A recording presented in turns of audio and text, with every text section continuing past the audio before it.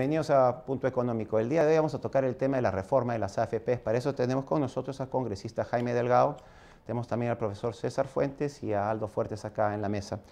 Jaime, este es un tema que lo hemos discutido ya bastante, hace bastantes años. Es una propuesta que está siendo muy peleada, como bien me dices, en el Congreso, donde hay muchos intereses. ¿Qué es lo que va a salir? Bueno, la Comisión de Defensa del Consumidor ha emitido ya un dictamen sobre la base de recoger, digamos, las distintas propuestas que se han venido planteando en diversos proyectos. Uno de ellos es el mío, pero también la del Ejecutivo. Entonces, efectivamente es un tema muy polémico que ha desatado muchas pasiones, pero también mucha desinformación, ¿no? Entonces yo creo que de principio existe voluntad desde el Ejecutivo y desde el Congreso de ir hacia una reforma. ¿Cuáles son los pilares fundamentales en los que está girando esta reforma? En primer lugar, el tema de generar competencia. ¿Y cómo se pretende generar competencia en este sector que ha estado altamente concentrado y donde el comportamiento de las empresas ha sido muy similar en el tiempo, Jaime, ¿no? ¿te podría parar un ratito? Sí. Y podría hacer una cosa? Verdaderamente, yo creo que la competencia es muy buena y la competencia, pero yo creo que todavía falta una gran cosa que nos tiene que decir, es qué valor agregado han generado las AFPs. Porque honestamente, desde un punto técnico, yo te lo he explicado, han generado valor agregado negativo. Porque no le han ganado al índice de la bolsa en lo que es renta fija, en renta variable. En renta fija han tenido básicamente deuda del Estado y en el otro lado han estado colocando en los bancos. Entonces, ¿cuál es el valor agregado que han generado las AFPs para los aportantes peruanos? O sea, eso yo creo que debería ser la primera pregunta y la primera exposición de parte de las autoridades para decirnos, miren, porque las AFPs han manejado tus acciones desde el año 90 y pico, tú has ganado tanto más que se las hubieras dejado ahí sentadas en el índice normal sin tocarlas. Porque acá estamos hablando de que las AFPs hacen algo que se llama administración activa de portafolio. Y el Estado está obligando a la gente a contratar administración activa de portafolio sin que dicha administración activa de portafolio, desgraciadamente, sea posible. Entonces, sí, yo lo primero que voy a mandar es que el Estado explique qué es lo que verdaderamente, qué valor agregado trae y por qué es que no solamente te dicen que tú tienes que ahorrar para tu pensión, sino que tienes que contratar a alguien que te dé un tipo de servicio que, en mi entender, y yo creo que cualquier técnico de es verdad negativo. Te es más rentable simplemente colocar tu plata en diferentes instrumentos y dejar que se te venga hasta que jubilen, o por lo menos así ha sido los últimos años, y esas son las cifras, y yo que me gustaría que la SB se salga con cifras. Entonces, primero, ¿cuál es el rol? ¿Cuál es el valor agregado?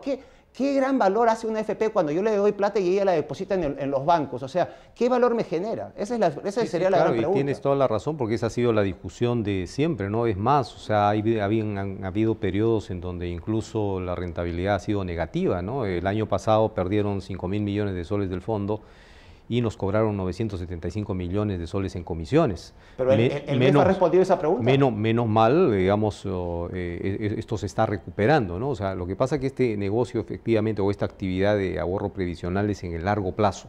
Pero efectivamente hay que generar los mecanismos a través de la supervisión, la regulación, la competencia, a fin de, y reglas de buen gobierno corporativo y, en fin, un conjunto de normas, a fin de mejorar este rendimiento, este comportamiento del administrador activo, ¿no? El administrador que está preocupado en su fondo. Ahí va mi punto, Jaime, y yo de cierta manera le doy, esa es una de las pocas veces que estoy de acuerdo con las AFPs, con el señor Valdivieso, de que ha dicho, ¿cómo es posible que entre en una licitación? Porque yo administro activamente mi fondo y mi fondo 3 es diferente al otro fondo 3 y es diferente al otro fondo 3, entonces como no son fondos iguales, no se debería poder licitar, porque si tú estás licitando algo, estás asumiendo de que todo es igual, que todo es común, de que todo es pasivo.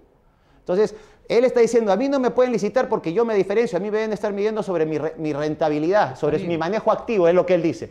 Y ustedes dicen, no, acá no hay manejo activo, acá todo es pasivo. Entonces, tenemos que llegar a una conclusión, si hay acá manejo activo, ¿cuál es el valor agregado? ¿Cuánto se ha ganado? Ninguna de esas cifras ha salido. Pero permíteme explicarte. Con la licitación lo que estás haciendo es promover competencia y animar a otras empresas, a otras AFPs a que ingresen al mercado. Y en la experiencia chilena, precisamente, el resultado de estas licitaciones es que las comisiones que están cobrando a los afiliados es de 0.77 versus 1.9 que se está cobrando aquí en el país. Pero volvemos a eso, ¿sobre qué tipo de fondo? Sí, está bien. O sea, tú estás hablando de lo general.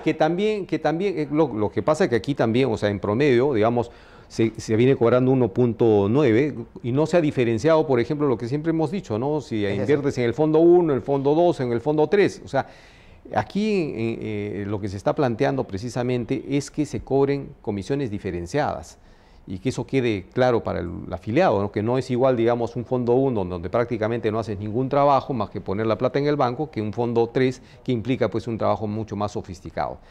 Pero efectivamente, con el tema de rentabilidad, porque una de las críticas que se hacía es no solamente piensen en la comisión, sino en la rentabilidad. ¿Qué gano yo incorporándome a una AFP que me va a cobrar 1.2 cuando la rentabilidad es menor que la otra AFP?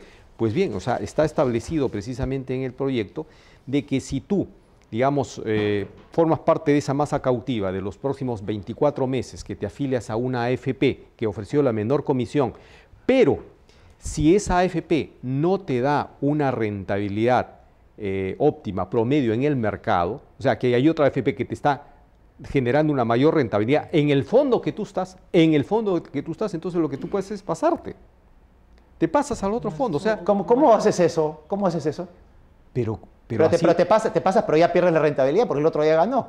Pero te pasas, o sea, obviamente si estás 3 meses y ves que esa rentabilidad en ese periodo no es la promedio del mercado, o sea, lo que tú esperas, te pasas.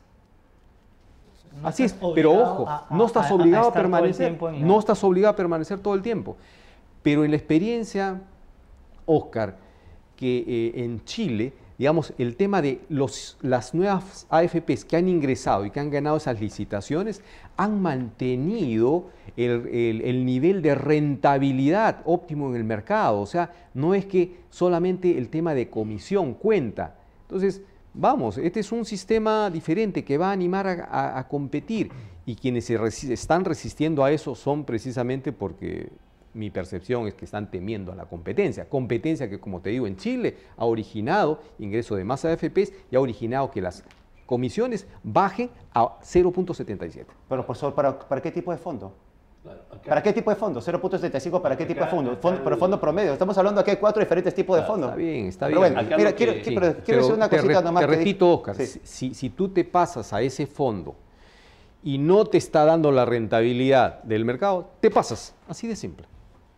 Con lo cual está garantizando el derecho. Quería decir una cosa. Richard Webb escribió un artículo hace tiempo donde dijo: las AFP fue importada de Chile sin tomar en cuenta que somos un país muy diferente. De cada 3 o 4 chilenos son proletarios, empleados o obreros en planilla. Hay muy poca autoconstrucción. En el Perú, 3 de cada 4 somos microempresarios y autoconstructores.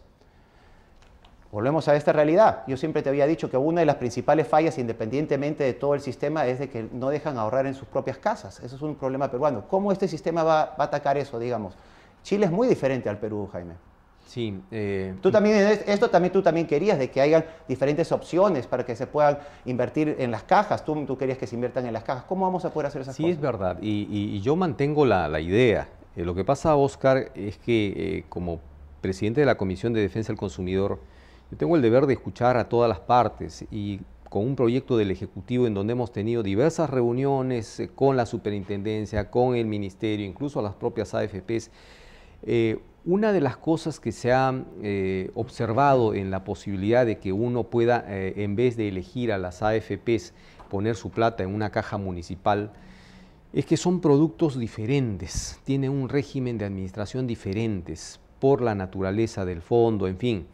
Hay un tema, además en Singapur sí te dejan hacerlo. Del riesgo que puede generar de que las AFP de pronto reciban una gran masa de dinero, que lo que va a ocasionar es una distorsión en el sistema y la baja de las comisiones con el tema de los seguros de protección, etc.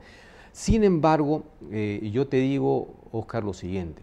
O sea, esta es una primera etapa en la reforma del sistema de pensiones, porque estamos hablando efectivamente de las AFPs que no representan, incluso junto con la ONP, un 30% del mercado. O sea, tenemos un 70% de la población económicamente activa que está en nada, o sea, no aporta en nada. O sea, no tiene cultura provisional, no está aportando a ningún fondo de pensiones, y eso ha originado como consecuencia de que hoy tengamos 1,5 millones de adultos mayores sin pensión, y van a ser para el año 2025 3 millones de adultos mayores sin pensión. Esa tiene que ser una segunda etapa, donde pensemos efectivamente en una serie de instrumentos que permita, digamos, diversificar, ampliar la cobertura. Entonces, la discusión no debe terminarse ahora. Pero en este momento nos hemos concentrado en el tema de la reforma de las AFPs, pero no está descartada, digamos, generar y seguir discutiendo sobre estas nuevas alternativas en las que coincidimos. Jaime, tú justamente dices que queremos incluir a toda esa cantidad de gente. Así es. Yo creo que sería facilísimo incluir a esa cantidad de gente si comenzáramos a abrir la opción de que tú puedes invertir en inmuebles.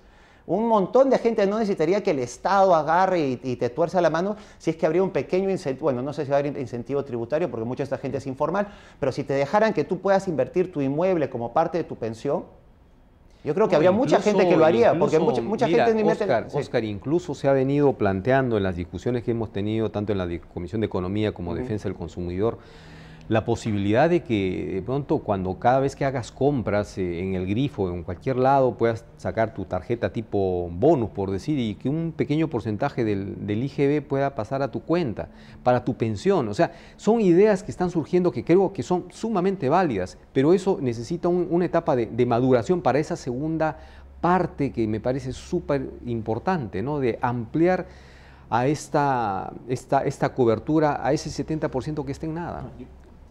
César, vamos a un corte y volvemos.